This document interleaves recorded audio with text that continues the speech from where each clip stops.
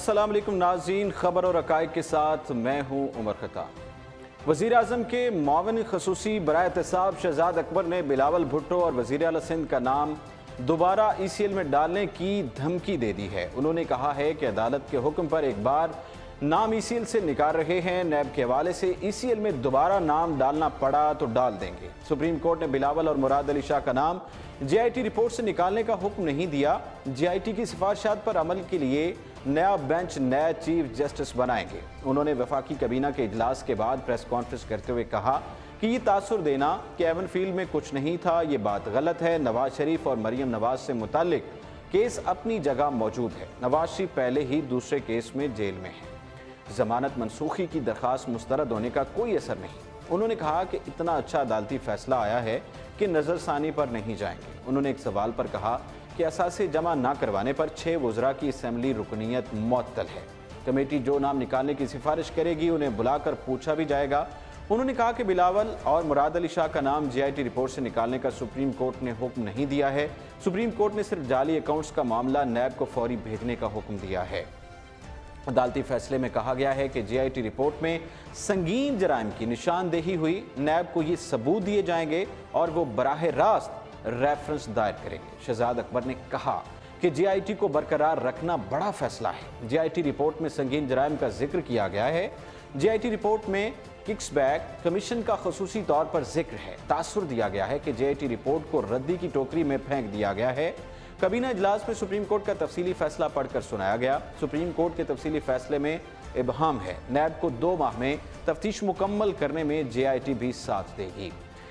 बात करेंगे opposition leader Shahbaz शरीफ की। शहबाज शरीफ का मोहन डैम के ठेके का जायजा लेने के लिए कमेटी तश्कील देने का मुतालबा सामने आया है। कौमी असम्बली में कायद हिज़्ब इख्तिलाफ और पाकिस्तान मुस्लिम लीग नून के सदर शहबाज शरीफ ने मोहम्मद डैम के ठेके का जायजा लेने के लिए कमेटी तश्कील देने का मुतालबा कर दिया है। स्पीकर असद कैसर की सदारत में कौमी असम्बली का इजलास हुआ, जिसे कोरम टूटने के बायस कुछ ताख़ीर का भी सामना करना पड़ा, जबकि अरकान असम्बली की जानिब से करारदाद और तहरीक भी पेश की गई।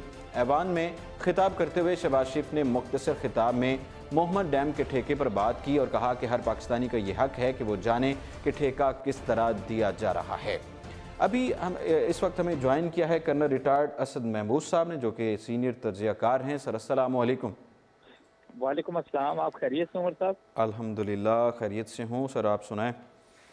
अल्हम्दुलिल्लाह फाइन, ठीक ठाक। सर आज वज़ीर आज़म के मुआविन ख़ुसूसी बराए एहतसाब शहजाद अकबर साहब ने बयान दिया है कि बिलावल भुट्टो और मुराद अली शाह साहब का नाम जो है वो दोबारा ECL में डाला जा सकता है। उन्होंने धमकी दी है इस हवाले से। बिस्मिल्लाहिर्रहमानिर्रहीम। देखिए, अगर तो ECL में नाम डालने या निकालने की बात है, पहली बात तो ये हुकूमत ने ये अगर उनका नाम निकाला ECL में से तो सर्टली आप इंस्ट्रक्शंस थी सुप्रीम कोर्ट की जी। बट डेफिनेटली अगर हम अदलिया की बात करें, इंतजामिया की या मुकन्नना की, तो सर्टली अदलिया के अहकाम थे। उन्होंने जिस तरीके से जो हालात को देखा तो उन्होंने अपना डिसीजन दिया और बिल्कुल हुकूमत की जिम्मेदारी बनती थी, उन्होंने उसको निकाला। बट नाउ सीइंग के जी जिस तरीके से कि जो कुछ फेक अकाउंट से और उसके अंदर जो JIT ने जो जिस तरह की तहकीकात की और सुप्रीम कोर्ट का भी जो आपने जिस तरीके से तफसीली फैसला देखा है, वो तो ऐसा लगता है कि जैसे सारे के सारे खुरे वो तो जाते हैं मुराद अली शाह के इतिहास से देखा जाए। तो मैं ये समझता हूँ कि अगर ये डिसीजन हुकूमत अगर फिर लेती है तो certainly seeing the on ground realities and situation और साथ ही JIT की जो फाइंडिंग्स आती हैं और फिर आगे जो सिचुएशन सामने आती है, मैं ये समझती हूँ कि बिल्कुल हुकूमत आफ्टर लोगों में मुल्क चलाना है, जो कुछ भी कर रहे हैं, तो अगर वो डिसीजन लेते हैं तो इसमें मेरा ख्याल है कि बिल्कुल हक बजानब है। और यही चीज़ मेरा ख्याल है शहजाद अकबर साहब ने यही कुछ ध्यान में रखते हुए एक लिहाज से कहा। धमकी वाली बात तो नहीं आप कह सकते, fine, it can be decision of the government. लेकिन ये हमें देखने की बात है कि ये सारा कुछ अब इस मुल्क में जैसे हो रहा है, ठीक है, यानी वो लोग जो हजारों करोड़ों की करप्शन नहीं, अरबों भी नहीं बल्कि खरबों की करप्शन के अंदर जो लोग मुलविस हैं, वो तो उसी तरीके से दंदनाते फिर रहे हैं, आज़ाद घूम रहे हैं। चाहे आप शहबाज शरीफ की बात कर लें, चाहे आप सर आप इनकी पार्टी की बात कर लें। शहबाज शरीफ से याद आया, शहबाज शरीफ साहब ने आज मोहम्मद डैम के हवाले से, उसके ठेके के हवाले से कहा है उन्होंने कहा है कि मौजूदा जो मुशीर हैं रज़ाक दाऊद की जो कंपनी को ठेका देना मुफादात का टकराव है, मेरा वज़ीर आज़म के मुशीर से कोई ज़ाती तो मसला नहीं है, लेकिन ये बात पाकिस्तान की है, पाकिस्तान के अवाम की है। पाकिस्तान के अवाम के 309 अरब रुपए का जो ठेका है वो सिंगल बोली पर दिया गया है। ये मेरा सवालिया निशान है और ये इसका जायज़ा लेना चाहिए, ये उन्होंने मुतालबा किया है आज। इसमें अगर इसको थोड़ा सा अगर लिंक करें फिर आप ऑरेंज चेन के साथ, तो उसके बारे में भी तो सिर्फ सवालिया एक नहीं, बहुत सारे सवालिया निशान उठते हैं। लेकिन हाँ, मतलब अब कुछ भी कहा जाए, ये अगर अपोजिशन किसी चीज के ऊपर कोई पॉइंट आउट करती है, मोहम्मद डैम की कंस्ट्रक्शन के ऊपर सारा जो कुछ भी है, तो मेरा ख्याल है तो इसको कुछ ना कुछ तो वेटेज जरूर दी जानी चाहिए। फिर एक और चीज मैं ये जरूर कहता हूँ, बीइंग अ कॉमन पर्सन, कि जी वो ये सारा कुछ आपने होते हुए देखा, भाई चेयरमैन वापडा को बीच में आके बयान देने की क्या जरूरत थी? भाई वो सरकारी मुलाजिम है, नोबडी आस्क्ड फ्रॉम हिम जी कि आप क्या है, और वो कह रहे हैं जी कि नहीं बिल्कुल हमने हर चीज को मद्देनजर रखते हुए सारा कुछ फिर एक लिहाज से उनको ठेका दिया। अच्छा देन वो जो मुशीर है रज़ाक दाऊद साहब, इसमें कोई शक नहीं कि जो उनकी वो कंपनी है बड़ी वेल रेप्यूटेड कंपनी, में ये बता दूं एक्सपर्ट हैं, उन्होंने बहुत सारे इस तरह के काम एक लिहाज से किए हैं। तो आप उसको ऑल टुगेदर रूल आउट नहीं कर सकते कि नहीं ये किस तरह की कोई कोई मसला हुआ या कोई प्रॉब्लम या कोई फेवर दिया गया। लेकिन मैं समझता हूँ कि अगर जैसा भी था, रज़ाक दाऊद साहब अपनी पोजीशन क्यों नहीं आके क्लियर करते, और चेयरमैन वापडा आके क्यों नहीं करते, जब अपनी अपनी पोजीशन को क्यों क्लियर करते हैं? सर, जब इस ये तरह मामला काफ़ी दिनों से चलता आ रहा है, मीडिया पे भी इस हवाले से प्रोग्राम्स में भी इस बात को डिस्कस करते आ रहे हैं, लेकिन पीटीआई की तरफ से कोई इस तरह का मौक़िफ़ सामने आया है कि क्लैरिफिकेशन हो जाए इस मामले की? कि वही मैं आपसे अर्ज करना चाह रहा हूँ कि ये अगर चले ठीक है जी, 309 अरब का फर्ज करना ठेका है, कोई छोटा ठेका नहीं है एक लिहाज से आप कह सकते। और सर्टली बिल्कुल इसके ऊपर बहुत सारे लोग हैं जो आईब्रोज को रेस कर रहे हैं। तो मैं ये समझता हूँ कि पीटीआई जो है वो ओवरऑल बिल्कुल ट्रांसपेरेंसी के, अकाउंटेबिलिटी के, सारी चीजों के दावे करती है। जी। और मफाद का तसादम तो एक लिहाज से आपको थोड़ा बहुत तो जरूर नजर आता है ना, कि आप एक हुकूमती मशीर हैं, हुकूमत के अंदर बैठे हुए हैं, ठीक है। और साथ ही जो है वो आपकी कंपनी है, और आप अपने आप को कहते हैं कि मैंने डीलिंग कर लिया उस कंपनी के साथ और बाकी मेरा कोई लेन देन नहीं है। सिंगल पार्टी की बिड की एक बात आती है, या तो राइट फ्रॉम द बिगिनिंग एक एक चीज जो है वो मीडिया के सामने लेकर आए, उसको एक्सप्लेन करें कि देयर इज नो हार्म। और गॉड फॉरबिड अगर ऐसा कोई सिचुएशन होती है कि आप ये समझते हैं कि जी नहीं कोई किसी तरह कभी, बिल्कुल इसकी शफाफियत को इंश्योर करें। वाई? बिकॉज ये मोहम्मद डैम का जो मंसूबा है हमारे लिए इंतहाई जरूरी है, बहुत जरूरी है। पानी को रोकना, जखीरा करना, और साथ ही उससे बिजली का भी जो है वो हमें काफी एक लिहाज से फायदा पहुंचेगा। इसके बाद आपने जया भाषा डैम एक लिहाज से शुरू करना है। तो मैं ये समझता हूँ कि कोई ऐसी चीज नहीं हुकूमत की तरफ से होनी चाहिए, या इस तरह का कोई इकदाम कि जो लोगों के अंदर, या अपोजिशन का तो काम यही है कि जो भी पॉइंट मिलेगा उसको उन्होंने उठाना है, उछालना है। ठीक है। हुकूमत का काम आता है कि इन सारी चीजों को बहुत तहम्मुल के साथ और बुर्दबारी के साथ देखे और फिर अपनी पोजीशन को क्लैरिफाई करे, और जो रियल पोजीशन है वो लोगों को बताए। बिल्कुल मैं इसके अंदर मैं ये समझता हूँ कि ये हुकूमत के अब एक लिहाज से रिस्पॉन्सिबिलिटी है उनके शोल्डर्स के ऊपर कि सारी चीज को वो कैसे करते हैं। इट इज नॉट, मैं कहूँगा जी कि नहीं, अगर चेयरमैन वापडा ने एक लिहाज से कह दिया। फैसल वाडा साहब ने भी आज बयान दिया, जो कि वफाकी वज़ीर आबी वसाइल हैं, उन्होंने भी कहा कि ये डैम ज़रूर बनेगा और उम्मीद है कि मुराद अली शाह साहब जो है वो मेरी बात सुनेंगे। जितना सिंध उनका है उतना ही मेरा है, तो मैं जो है वो सियासी मुखालफत को पीछे छोड़ रहा हूँ। इस तरह की उन्होंने बातें की। बाकी sir chief justice Asif Saeed Khosa साहब ने आज ओहदा संभाल लिया है नए चीफ जस्टिस ऑफ पाकिस्तान के तौर पर। चीफ जस्टिस साकिब निसार जो है वो कल रिटायर्ड हो गए थे, तो आप किस तरह देखते हैं कि जिस तरह उन्होंने एहतसाब का सिलसिला शुरू किया हुआ था और इंसाफ के हवाले से मुहिम चली हुई थी, या जिस तरह उन्होंने मुख्तलिफ़ इदारों में जाकर उनको ठीक करने की कोशिश की, तो जो अभी चीफ जस्टिस साहब आए हैं सईद खोसा साहब, उनके बारे में सुना तो है कि वो फ़ैसला महफूज करने की बजाय जो है वो समात को महफूज करने की बजाय इंसाफ करते हैं। आप इस पर क्या कहेंगे? बिल्कुल, जिस तरह मैं कह सकता हूँ कि जो हमारे पुराने चीफ जस्टिस थे और हम कहते थे वो हमारे चीफ जस्टिस हैं, लाइक वाइज जो खोसा साहब हैं बिल्कुल वो हमारे अपने चीफ जस्टिस हैं, और सच्ची पूरे पाकिस्तान की नजरें अब उनके ऊपर हैं। इंतहाई जिसको कहते हैं कि ज़ेरक इंतहाई पढ़े लिखे जो है वो जजेस में उनका शुमार होता है, और बहुत बोल्ड, बहुत दबंग, और बिल्कुल बगैर किसी खौफ और खतर के, और जिसको कहते हैं कि मेरिट के ऊपर ये डिसीजन करते हैं। ये है उनके बारे में जो एक लिहाज से जो उमूमी राय में पाई जाती है। हाँ, ठीक है। लेकिन ये ज़रूर है कि जब वो आए हैं, तो मैं समझता हूँ कि बहुत बड़ी रिस्पॉन्सिबिलिटी है उनके कंधों के ऊपर। एक तो सर्टली आप जैसा भी कह लें, अगर जो जैसे पिछले चीफ जस्टिस थे, देखिए ना, अगर वो जिस चीज़ का उन्होंने नोटिस लिया, जहाँ-जहाँ गए, जिस इदारे के अंदर गए, क्या आप समझते हैं कि वो सारे इदारे दूध के धुले हुए थे, उसके अंदर कोई ऐसी प्रॉब्लम नहीं थी? सर्टली जब हुकूमत वक़्त उसके ऊपर नोटिस नहीं ले रही थी, उन्होंने मतलब 184(3) का प्रॉब्लम्स जो थी, वहाँ पर मसाइल थे, उन्होंने उनको पॉइंट आउट किया, नोटिसेज़ लिए, उसके बाद फिर हुकूमत ने उस पर अमल दरामद किया, उनको सही करने की कोशिश की। बिल्कुल, मैं आपसे मुत्तफ़िक हूँ, लेकिन पहली बात तो ये है कि वो सिचुएशन आए ही क्यों कि ये इसको चीफ जस्टिस नोटिस लें। आपकी अपनी जो हुकूमत है, वो नोटिस क्यों ना ले, जो अरबाब इख्तियार है, जिनकी ज़िम्मेदारी आती है, जिनकी किसी भी तरीके से उसके अंदर उनको रिस्पॉन्सिव होना चाहिए, भई वो क्यों सामने नहीं आते? No, these are the reasons जो कि मैं समझता हूँ कि इंतहाई प्रॉब्लमैटिक हैं और इसके ऊपर हुकूमत को बड़ा सीरियसली मैं समझता हूँ कि गौर करना पड़ेगा।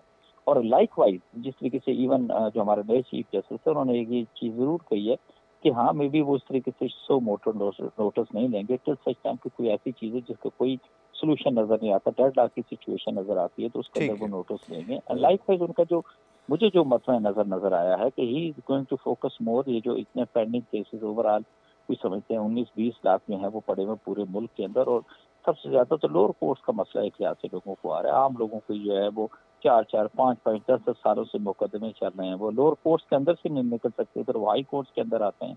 फिर आप ज़रूर ये भी मैं कहूँगा कि ये हुकूमत की भी ज़िम्मेदारी है कि अदलिया को जो मसाइल दरपेश हैं, जो उनको मुश्किलें सामने जी। आती हैं, हुँ। उनको भी तो दूर कर रहा है। जजेस की जो मुकर्ररा तादाद है, ना सिर्फ ये कि उसको फिल करना है, बल्कि सीइंग द सिचुएशन मैं समझता हूँ कि चाहे आप सारे हाई कोर्ट्स हैं, उनके अंदर आपको जज साहिबान की तादाद को बढ़ाना चाहिए, उनको जो सहूलतें देनी चाहिए, बिल्कुल वो उनको अवेलेबल करनी चाहिए, और लाइकवाइज़ सुप्रीम ठीक कोर्ट है। के कन्ना अंदर। रिटायर्ड असद महमूद साहब, आप हमारे साथ मौजूद थे, सीनियर तज्ज़ियाकार। उन्होंने ये बात की है चीफ़ जस्टिस साहब के हवाले से कि सारी ज़िम्मेदारियाँ जो हैं वो चीफ़ जस्टिस साहब के जो कंधों के ऊपर नहीं डालनी चाहिए, बल्कि हुकूमत को भी जो है वो इक़दामात करने चाहिए, अमल दरामद करना चाहिए। जिस तरह पहले चीफ़ जस्टिस साहब ने मुख्तलिफ़ इदारों में जाकर वहाँ पर चीज़ों को पॉइंट आउट किया, तो लेकिन ये ज़िम्मेदारी तो हुकूमत की थी। हुकूमत को चाहिए था, या जो मुतलका इदारे के जो हेड होते हैं या जो वज़ीर होते हैं, उनको चाहिए था कि उस अपने इदारे को या अपनी ज़िम्मेदारी को सरअंजाम देते।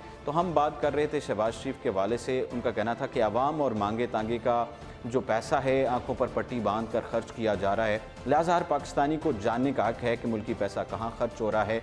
शहबाज शरीफ का कहना था कि पेपरा रूल्स की बात की जाए तो मैं उसकी दर्जनों मिसालें दे सकता हूँ। हमने अपने दौर में मुल्क के वसी तक मुफाद में बड़े बड़े मनसूबों में कम बोली लगाने वालों से भी अरबों रुपए कम करवाए।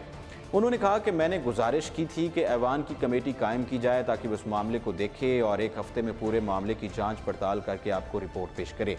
कौमी असम्बली के इजलास के दौरान पाकिस्तान तहरीक इंसाफ के रहनुमा और वज़ीर मुमलिकत बराए पार्लिमानी अमूर अली मोहम्मद खान ने एक तहरीक और करारदाद पेश की। अली मोहम्मद खान की जानिब से अरकान असम्बली की तर्ज अमल की निगरानी के लिए कमेटी के क़याम की तहरीक को मंजूर किया गया। यह कमेटी ऐवान और उसके बाद अरकान के तर्ज अमल के खिलाफ शिकायत या रिपोर्ट्स का जायज़ा लेकर सिफारशात देगी, जबकि अरकान की जानिब से ज़ाब्ता अखलाक की खिलाफ वर्जी के मामलात भी देखेगी। इस कमेटी में कौमी असम्बली की तमाम जमातों के पार्लिमानी लीडर शामिल होंगे। इजलास के दौरान अली मोहम्मद खान ने बलूचिस्तान के कहत ज़दा इलाकों को आफत ज़दा करार देने की करारदाद पेश की, जिसे मंजूर कर लिया गया है।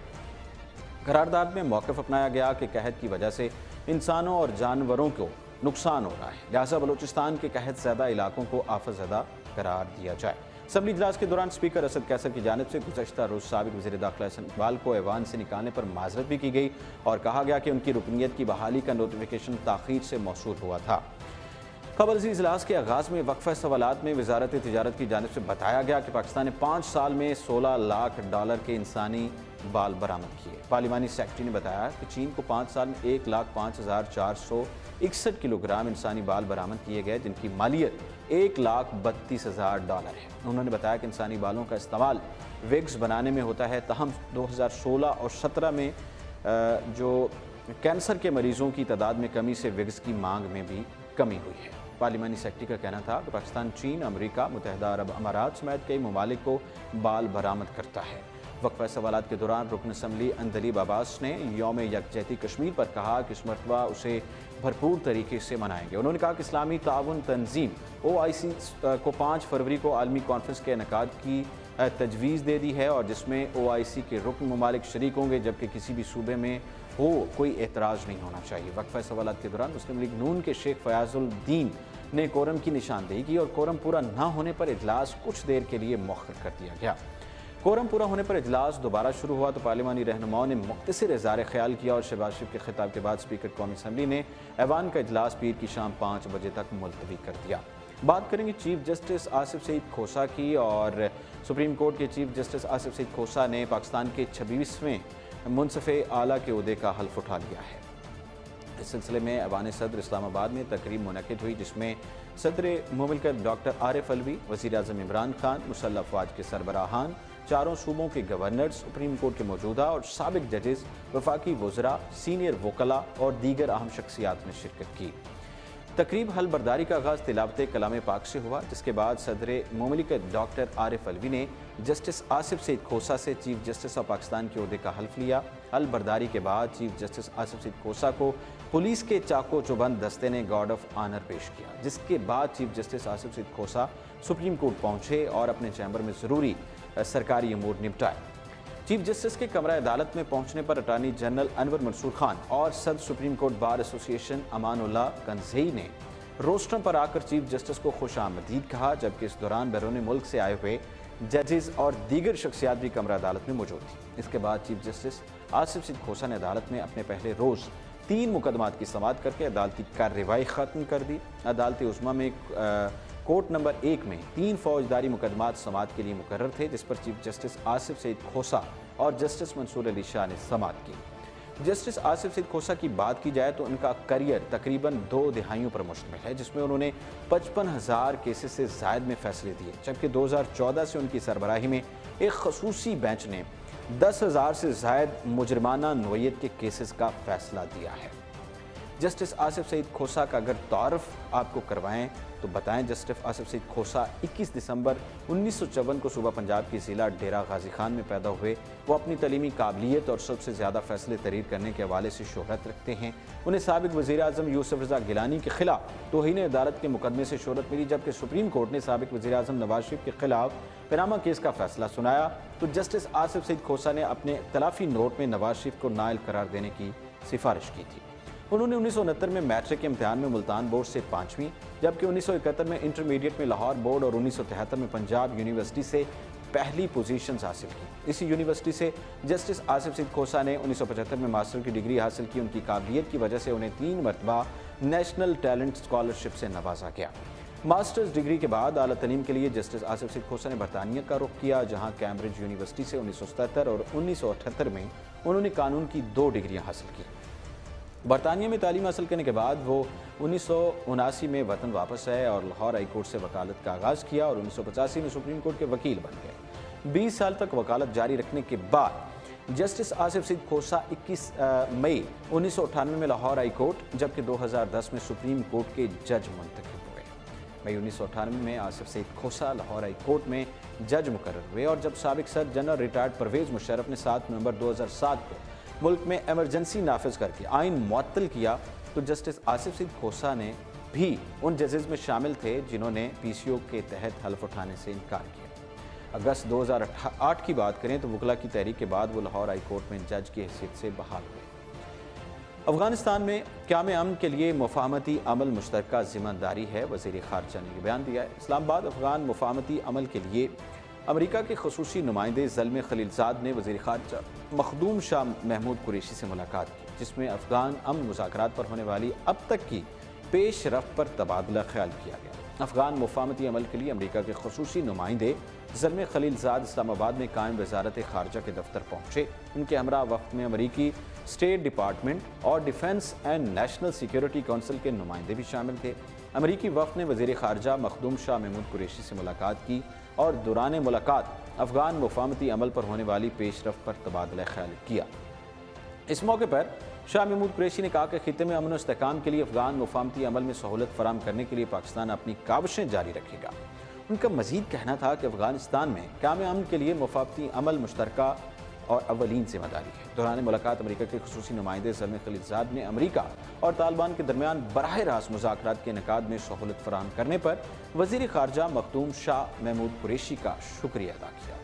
ज़ल्मे खलीलज़ाद का कहना था कि अमेरिकी क़यादत अफ़गानिस्तान में क़याम अमन के हवाले से पाकिस्तान की काविशों को कदर की निगाह से देखती है। याद रहे कि मनसब संभालने के बाद अमरीकी खुसूसी नुमाइंदे ज़ल्मे खलीलज़ाद का एशिया का 5वां दौरा है। गुज़श्ता रोज़ अमरीकी नुमाइंदा खुसूसी बराए अफ़गानिस्तान ज़ल्मे खलीलज़ाद मुतवक्किल तारीख से 2 रोज़ बाद दौरे पर पाकिस्तान पहुंचे थे। ख्याल रहे कि अफ़गानिस्तान में क़याम अमन के लिए जारी कोशिशों को बहाल करने और तालिबान को एक मरतबा फिर मुज़ाकरात में शामिल करने के लिए सीनियर अमरीकी ओहदेदार लीज़ा कर्टिस भी पाकिस्तान में है। वाज़ेह है कि अमरीकी खुसूसी नुमाइंदे अफ़गान तनाज़े के सियासी हल के लिए बहुत फ़आल किरदार अदा करने की कोशिश कर रहे हैं और इस सिलसिले में वो अफ़गानिस्तान समेत पाकिस्तान और खित्ते के दीगर ममालिक की क़यादत से मुतअद्दिद मुलाकात भी कर चुकी हैं।